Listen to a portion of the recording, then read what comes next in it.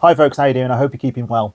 I really wasn't expecting that farmer video to take off the way it did. I mean, fair enough. I've had videos with more views since I've had this channel, but I don't think I've had a video with more comments. And to all the people that left comments in good humour and with facts and information, I want to say thank you. There was so much good information in those comments from both sides of the argument, and I appreciate it. A bit of housekeeping for those of you that were just downright nasty and horrible and who basically didn't watch the video and then commented with a snide remark on my appearance or anything else, then you've just been shadow banned. So you're probably watching this now and typing out a big rant just to let you know I won't see it. So I didn't really understand that. I mean, I think that if anyone who watched my video all the way through saw that it was I wasn't poking fun at farmers in any way. I showed those two clips at the start to show how farmers are misjudged by the public. Many people think that farmers are ridiculously well off, and the other people think they're, country bumpkins with their trousers held up by string. I don't believe that. I've met obviously loads of farmers, and I know it's like in all sectors. There's good and bad in all, and most farmers, let's be honest, they're good people. They just want to earn a good wage, and they want to do well for the countryside. Yes, there's exceptions to that rule. But again, there's exceptions to every rule in every walk of life. So if the last video offended you in some way, I'm not going to apologise because I don't think there was anything in there that was offensive. And if it dented your ego some way, then that's on you, because you should have watched the whole video and then commented at the end, because some of the comments were they were batshit, to be fair. You won't find them because I've removed them. But yeah. Let's just say the conspiracy theorists were out in force on that video. So since that video, there's been a lot of stuff in the news and there's been a lot of debates, and I got a couple of snippets and I'm going to play those snippets in a minute. One's from Jeremy Clarkson, where I've got to be perfectly honest, I think he comes across as a bit of a knob. I think he does more harm to the farmers in this video than good, because he just comes across as a petulant rich person who basically got caught out and then doubled down on it and then throws his toys out the pram. You're here, Mr. Clarkson. Well, because I'm here to support farmers. Right. Are you angry? It's difficult to be angry on somebody else's behalf. That's like being... Yes, no, I'm not angry on someone else's behalf. Right. So it's not about you. It's not about your farm and the fact that you bought a farm to avoid inheritance tax. Classic BBC there. Classic. Is it? Oh, yeah. It's not the fact that I bought a farm to avoid inheritance tax. The fact. You told the Sunday Times in 2021 that's why you bought it. These people. Sorry? BBC. Okay, let's start from the beginning. Sure. I wanted a shoot. Okay? That's even worse to the BBC. I wanted a shoot, which comes with the benefit of not having to pay inheritance tax. Now I do. But people like me will simply put it in a trust. And so long as I live for 7 years, that's fine. And as my daughter said, you will live for 7 years. You might be in a deep freeze at the end of it, but you will live for 7 years. But it's incredibly time-consuming to have to do that. And why should all these people have to do that? Why should they? So one of the reasons Rachel Reeves says she brought this in is to stop wealthy people using it as a way. No, that was the only reason she did. Well, no, the other reason was to raise money for public services. Well, have you seen... Are you listening to this? Have you tried to get a GP appointment lately? Yes. Right. I just recently had a heart attack. Okay, so you know it's tough. Yes. So where should they get the money from if it's not from farmers? From farmers. With you hear that, everyone? With BBC assets. thinks you should be paying for everything. Clarkson, Okay, do you know it's not how the many BBC people scheme. pay inheritance tax in this country? It's 4% of estates. What? 4% of estates. 4% pay inheritance tax. 96% of the population of the UK does not pay inheritance tax. Sure. After this becomes law, 96% of farmers will. Where have you got that figure from? Who here, can I just ask, who here is going to be unaffected by these changes? No one. Right. Where have you got the 96% figure Well, from? you've got 96%. Yeah. Well, the same place that Rachel Reeves does, from the middle of her head. Right. From the Sixth Form Debating Society that she was no doubt a member of. Okay. Which So- formed her opinions and yours. I am not expressing opinions. Are you I'm sure? literally asking you questions. You know that, Mr. Clarkson. Right. So I think you can see where I'm coming from with that. I mean, regardless if you agree with Clarkson or not, that's the truth. He was asked years ago about why he got farm. He said, whether it was jokingly or not, to dodge inheritance tax. Jokingly or not, he knew that he'd be able to dodge inheritance tax by doing that. And then now he's taking the side of the farmers. He's trying to backtrack on it, and now he's saying it's because he wanted a shooting estate and all the rest of it, and he'll just put his farm in trust and blah blah. And yeah, and I don't buy it, Jeremy. And to be fair, I imagine you're not selling it, and you probably don't give two shits about my opinions, just as I don't really give two shits about your opinions. Although I don't mind him as an entertainer. He's an all right. He's a funny individual when he wants to be, but clearly he can throw his toys out the pram, just like the rest of us. But there was one thing that popped up on the news, and I thought this was really interesting. So I was listening to a big debate. It's like a 2-hour-long show, Nicky Campbell. And there was a really interesting caller, a guy from Scotland who was a farm worker. And this video is really good. And I'll play it out. It's actually not a video. It's sound from the radio. But I love the fact that this guy was saying, I'm not a farmer. I'm a 4th-generation farm worker. Yeah, and what he had to say, and I'm not going to share it all because it went on for a fair few minutes. But his first key point, yeah. I get where he was coming from, and I think he made some really valid points, and fair play to the guy for ringing in a radio show, because this is the farm worker, and I imagine if people he works for find out that he's done this, it could cost him maybe, but he had some valid points, and it's worth listening to. Christopher near air. You farmed all your life. What do you think of this, Christopher? Well, it's not farmed all my life. I've been a farm worker all my life, and I'm probably the 4th-generation farm worker. I'm 51 just now, and nobody ever really talks about the farm worker getting the basic wage. All right, go on.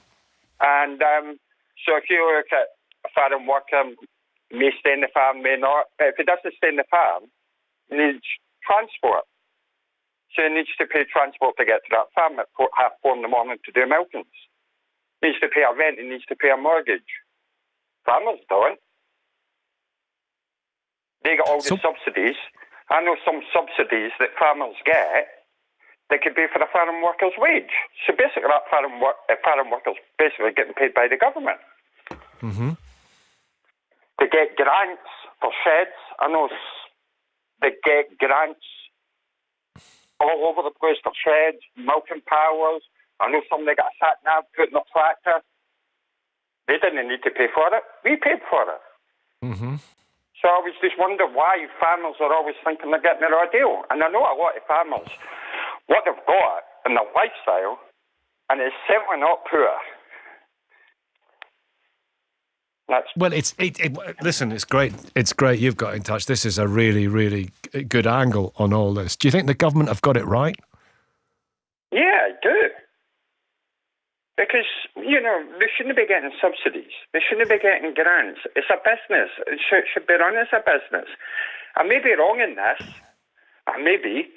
But I always was told there's subsidies come in after the war to get the country back running and never to get phased out. I could be wrong in that. But they never did.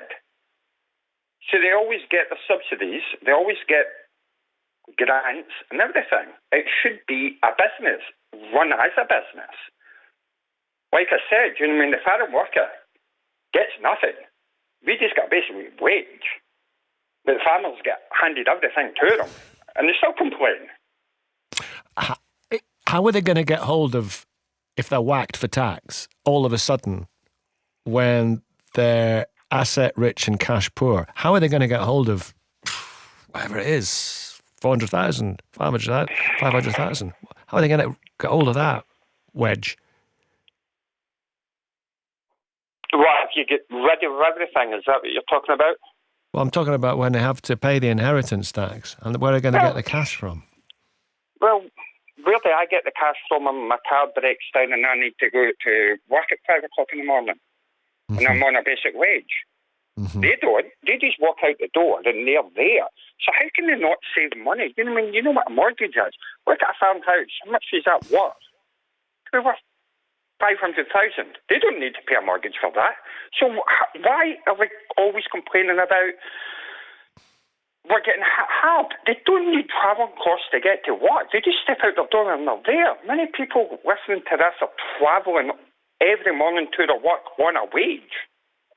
Then if their car breaks down, they're worrying about how they get to their work. So how can they not save through the years as everybody else needs to? They've inherited a farm, so they don't have mortgages. I've talked to farmers about mortgages. They just look at me as if I'm, like, what's he talking about? As if you're bonkers, yeah. Yeah, basically, yeah.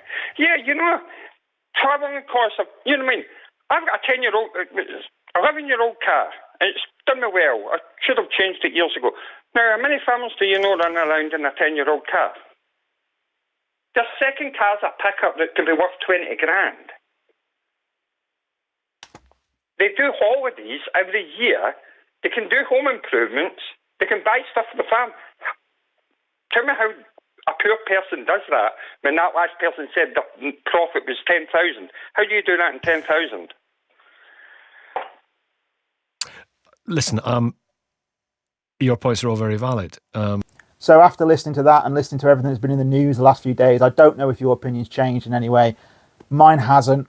And in fact, I've since learned that actually it will be farms more than 3 million that will probably pay. In fact, most farms under 3 million will be able to get out of it through various means. And even one of the farming unions, I believe, has come out, although I can't find the information. There was someone who works for a farming union had come out and said that actually most small farmers won't pay. And it appears to me as if this has been politicised something crazy. I mean, just go look at who turned up at the protest. You had Priti Patel and Badenoch and Farage. And it was like, so all these people, well, not, take Farage out, but the Conservatives, all these people that have been in charge for the last 14 years who have listened to farmers say they're not being paid a fair, rate for their eggs, their chicken, their milk, whatever else. These Conservatives that did fuck all for 14 years for the farmers, right? And now coming out saying they're supporting the farmers. Honestly, farmers, if you fall for this shit, then you deserve everything you get. Because I'm not joking. It's you couldn't make it up, could you? Priti Patel and Badenoch taking the side of farmers after 14 years of what has been a shit show for Britain in every sector, not just farming. I mean, as I said in the other video, you got to be careful on what mast you hammer your colours to, because I certainly wouldn't be hammering it to a Reform or a Conservative mast. No, not if you want public support. This part of the video is for the people that clearly didn't get this far and are just going to comment anyway, and they'll miss all this. But I do support British farmers. I think you get a shit deal, and I think you get a shit deal from the supply chain and a shit deal from the supermarkets. And I don't think chicken should cost £5, and I don't think eggs should cost £2 for 6 or whatever they do. I think that people in society should know just how much effort goes into growing a chicken, growing vegetables, producing an egg, producing milk, dairy, yogurt, and everything else. Companies like Muller, McDonald's, Tesco's, they shouldn't be making record profits while farmers are losing money. That makes no sense. And to me, that if farmers go through the comments, a lot of people are saying the farmers are only making 10 or 20 grand a year, and some farmers not even taking money out of the farms. If that's the case, then the sector's broken, and it's broken because the money's not being used the right way. And I don't mean that from a farm point of view. I mean, obviously farmers are frugal people. I mean, but if I'm buying eggs at £2 and £3 for 6 eggs, and the supermarkets are making money on those eggs and the farmers aren't, then there's a problem in that supply chain, and that problem is the farmers aren't being paid enough.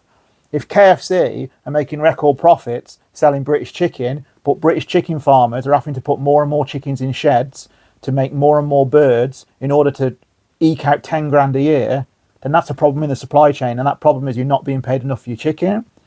So the way I see it, and again, you could say I'm wrong, that if farmers were paid a proper rate of pay for their work, then they wouldn't have any problems with the inheritance tax. Because it would just be like any other business, and you'll be getting a reduced rate because obviously you're important, you're farmers. And I don't think anyone thinks that farmers shouldn't have some kind of subsidy for what they do, because it's an important job. But it doesn't mean in my opinion, again, I don't think it means you should be completely inheritance tax free. Now, if farmers wanted to go to London and protest supermarkets, fast food, the supply chain, I would be there. I would be there with a banner, blowing my whistle all the way, because everyone's being screwed over by these fat cats, these big firms, especially the food firms. But farmers especially shouldn't be the ones getting screwed over. If anyone, it should be us consumers. People who buy the food should be the ones paying for it, not the farmers. So the problem with me is not in the government here. Well, maybe it is a problem in the government. Maybe the government should then introduce some kind of subsidy that's linked to the supply chain, so you can have a situation where farmers are subsidised through, let's say, eggs and dairy production, but that subsidy doesn't come from the taxpayer. It comes from big business paying more tax. Just do something like that.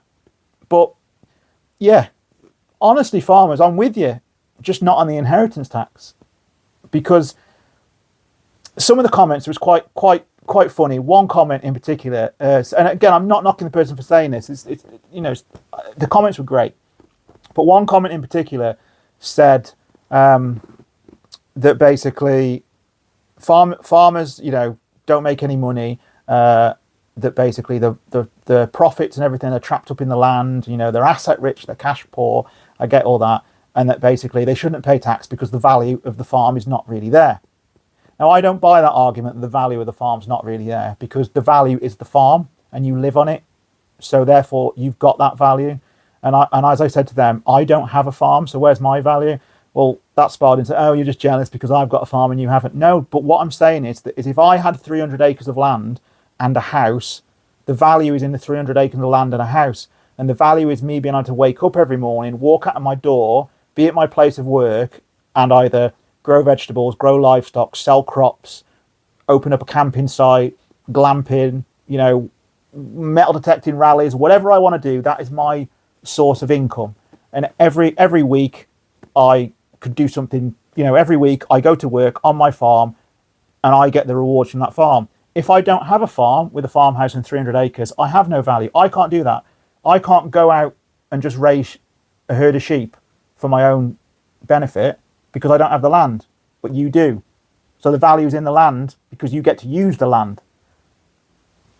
And to me, that just makes perfect sense. You can't say the farm's not valuable to you when you're living on it. I would love to live on a farm, and I'd appreciate the value of that farm when I was living on it, because it would allow me access to do things that I can't currently do now. So the value's there because you have a farm. Am I wrong? The thing in the comments that I found a bit strange was people saying that small farms aren't viable. So, for instance, one comment popped up that said a 300-acre farm isn't a viable farm. It's essentially a hobby farm. That's a bit of a wow thing to me, because I know farmers and people with small holdings that maybe have only got 20 or 50 acres, and they're eking out a good living for themselves. And some of them with farmers markets and everything else, just on a few acres of land. So if there's farmers out there that are saying 300 acres of land isn't a viable farm, I would argue, and I'm not saying this is true, I nothing to back this up, but I've argued that that's because the land isn't being managed correctly, or hasn't been managed correctly over the years, in which case it's now become degraded to the point where it's worth less. But I don't understand how a 300-acre farm isn't a viable farm.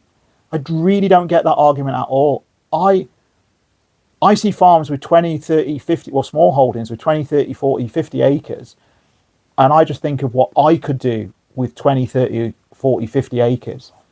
300 acres to me would be an absolute dream. It really would. And I'm not just saying this to be hyperbolic almost, but if anyone out there wants to, give me a 300-acre farm and say, all right, numbnuts, put your money where your mouth is, I'll happily take it on. Give me a 10-year lease. I'll happily take it on and see how I get on.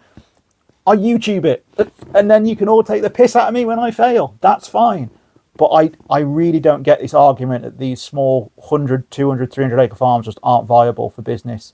And if they're not, then again, maybe that means the farming sector's got to change for this modern world.